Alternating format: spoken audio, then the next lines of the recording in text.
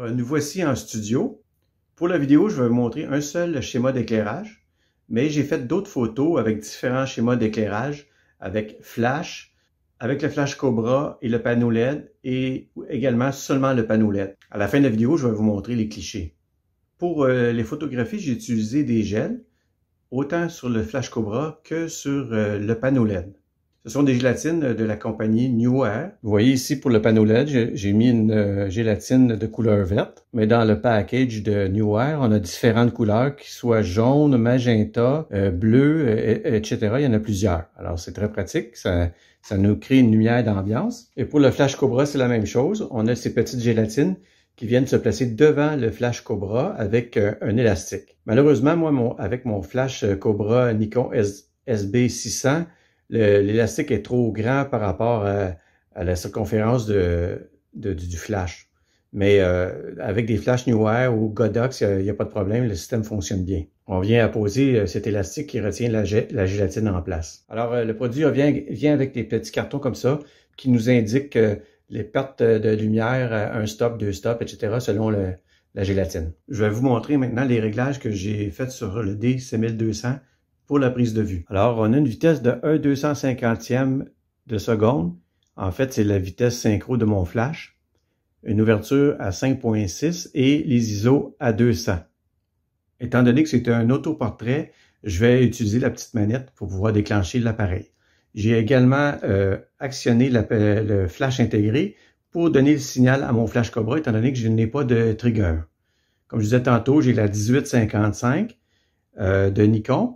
Puis, au niveau de la focale, elle est réglée à peu près à, on va dire, entre 24 mm et 35 mm. Étant donné que j'ai un petit studio, ben, j'ai pas beaucoup de recul. Alors, c'est pour ça que j'utilise un zoom là, pour pouvoir bien l'ajuster. Puis, comme éclairage, on va utiliser une softbox 60 cm par 60 cm. Puis, on va venir partiellement voiler cette softbox avec un panneau noir qui va faire office de fond, qui va permettre à la lumière de sortir de la softbox de façon partielle en haut et sur les côtés pour pouvoir détourer en fait mon personnage. Alors évidemment, ça me prend deux accessoires essentiels, mon masque de Michael Myers et également je vais utiliser une veste sombre, en fait une veste qui est noire pour venir assombrir le tout, pour rendre ça un peu plus dramatique. Puis pour cette photo, par rapport aux autres photos que j'ai réalisées, j'ai installé des petites lumières LED à l'intérieur pour pouvoir éclairer les yeux, pour donner un rendu lumineux au niveau des yeux. Je ne sais pas qu'est-ce que ça va donner comme résultat. C'est un premier essai. Alors, je vais vous montrer en actionnant les petites LED, qu'est-ce que ça donne au masque. Voilà, je vais essayer de cacher évidemment le reste des LED ici avec la veste. Puis on va voir quel rendu ça va donner. Alors, on se retrouve à la prise de vue.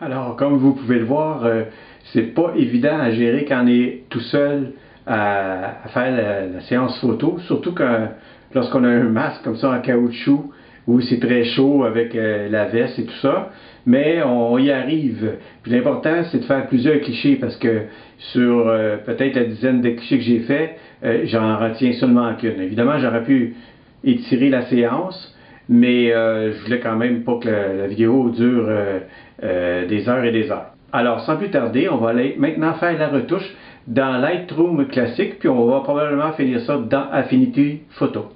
Alors j'ai fait mon choix à partir de NX Studio de la photo que je voulais retoucher, puis je l'ai importé dans Lightroom. Alors je vais vous montrer ni plus ni moins la retouche que j'ai fait. Pour cette fois-ci, je vais faire la récapitulation de la retouche à partir de l'historique. Alors on retrouve l'historique ici dans l'interface complètement à gauche. Alors on voit que la première manœuvre que j'ai effectuée, c'est l'importation de la photo. De prime abord, on peut dire que ça ressemble absolument à rien, puisqu'on retrouve, évidemment, on retrouve le sujet là ici, mais complètement dans la pénombre, et surtout qu'on voit le décor avec la softbox et puis le carton noir. Alors, on va voir au fur et à mesure que la retouche va avancer, évidemment, la photo va s'améliorer. Alors, la première retouche que j'ai faite, c'est au niveau de l'exposition. Alors, j'ai évidemment éclairci la photo. Là, pourquoi ça apparaît en rouge ici? Lightroom automatiquement me dit les zones qui sont surexposées. Et il évoque aussi les endroits en bleu où c'est sous-exposé. Évidemment, c'est plus difficile à voir ici puisque ma gélatine était bleue. Après coup, j'ai joué avec les noirs, renforcer les noirs là, au niveau du masque et puis des cheveux. Évidemment, j'y vais à tâtons. Des fois, je rectifie le tir. Des fois, j'arrive avec un nouveau réglage. Vous allez voir au fur et à mesure. Après coup, j'ai joué avec les blancs pour éclaircir un petit peu. J'essayais d'éclaircir un petit peu plus le masque. Les hautes lumières également. Mais évidemment, ça joue sur l'ensemble de la photographie qu'on peut voir.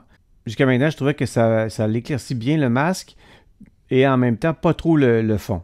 Après, j'ai rejoué avec les ombres, la clarté, la texture. Et là, boum, on voit que la texture, ça vient mettre du relief au masque.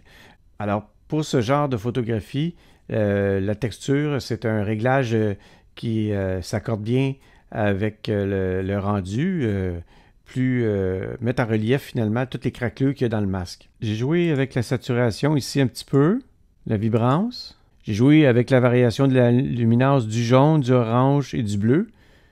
Le jaune et orange, c'est pour l'œil ici. On va voir les différences que ça peut apporter. Là, après coup, j'ai dit, OK, c'est peut-être le temps de faire un recadrage pour, en fin de compte, mieux me situer là, par rapport à la composition de l'image.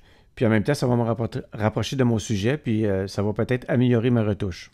On a vu l'évolution du recadrage que j'ai fait. Il ne faut pas avoir peur de faire plusieurs essais. Là, on voit ici que je vais rejouer encore une fois avec les ombres pour faire des tests. Les noirs. Là, ici, on voit une ombre portée. Ça, c'est parce que probablement que j'étais très proche de mon fond ou, vu que je tournais une vidéo en même temps, j'avais mon panneau LED qui était situé de biais là, à gauche du sujet. Puis, peut-être qu'il y a interféré au niveau de la lumière ambiante. Malgré que mon flash était réglé à pleine puissance, je ne pense pas que ce soit le panneau LED qui a interféré. C'est peut-être plus le fait que j'étais proche du fond. Alors, à ce moment-là, je ne veux pas que ça apparaisse trop la bordure qui est projetée par l'ombre ici. Donc, je vais rejouer avec les contrastes pour assombrir un petit peu. Rejouer avec les noirs encore une fois. Là, on s'approche un peu du résultat que je veux avoir. Là, ici, dans le bas de l'image, je trouvais que jusqu'à maintenant, c'est très sombre. Alors, j'ai appliqué un dégradé linéaire et j'ai joué légèrement avec l'exposition dans la région en bas ici. Évidemment, à chaque photo qu'on fait, on supprime l'aberration chromatique et également activer le profil de l'objectif. Ici, j'ai appliqué une courbe à point pour jouer sur le canal bleu. Peut-être réduire l'effet du bleu un petit peu en mettant un peu de jaune. J'ai joué sur la luminance globale, la teinte globale, la saturation globale. Puis là, hop, j'aimais pas, j'ai réinitialisé les deux derniers réglages, je crois.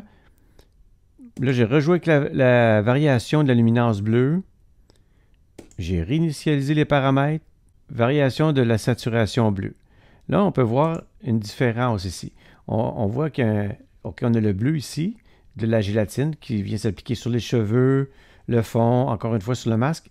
Puis, je voulais réduire sur le masque. Alors, j'ai tout réinitialisé les derniers ajustements pour venir juste travailler le masque ici, parce qu'on voit il y a un reflet bleu qui ne me plaît pas et différents aspects. Je veux juste travailler sur le masque. Alors, il y a la nouveauté là, au niveau du masque qui va venir sélectionner seulement le visage. Ce masque s'appelle « Ajouter le sujet ». Et puis là, vous voyez, j'ai fait un réglage au niveau de la saturation qui s'applique seulement au masque. Variation de la luminance du orange. Ici, on va le voir dans l'œil que ça s'applique. La température, la teinte, température encore une fois, la teinte, les ombres, les hautes lumières. Ici, ça s'arrête la retouche dans Lightroom. Je vais poursuivre dans Affinité Photo pour terminer cette retouche. Alors, dans le menu Fichier de Lightroom, je vais utiliser l'onglet Exporter. Puis, ça va automatiquement me l'exporter dans Affinity Photo. Si vous avez manqué la dernière vidéo sur la chaîne, je vous invite à la visionner. La troisième vidéo sur comment développer une photo de paysage dans Lightroom. Il y a une portion de cette vidéo qui explique comment exporter vos fichiers de Lightroom vers un autre logiciel, en l'occurrence Affinity Photo. Alors ici, on a notre photo qui apparaît dans l'interface d'Affinity Photo.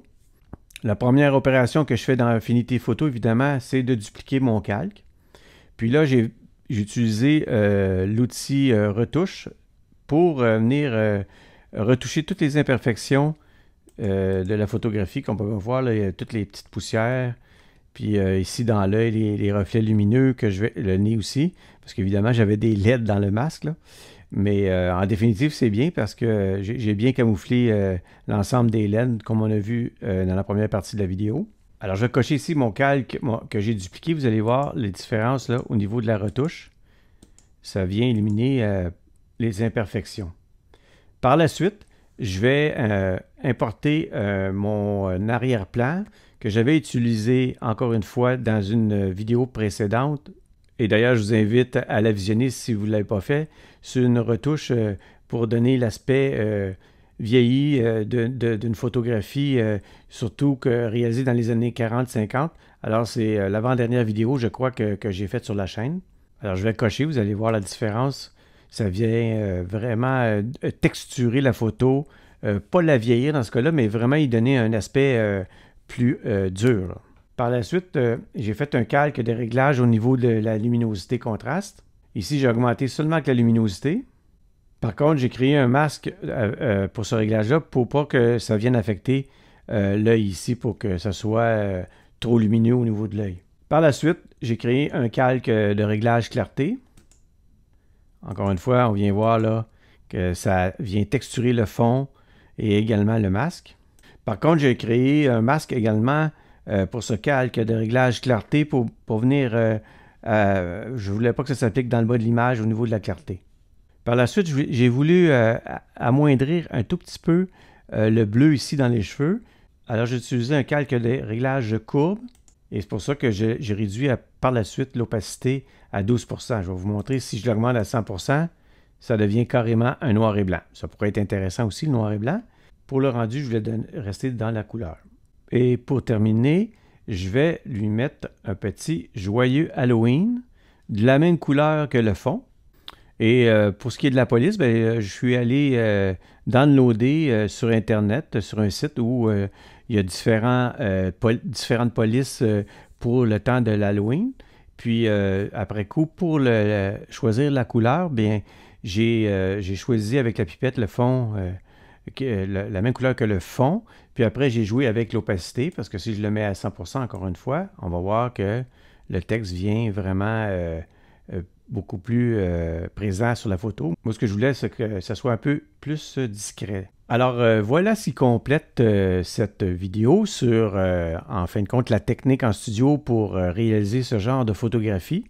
Une photographie d'ambiance pour le temps de l'Halloween.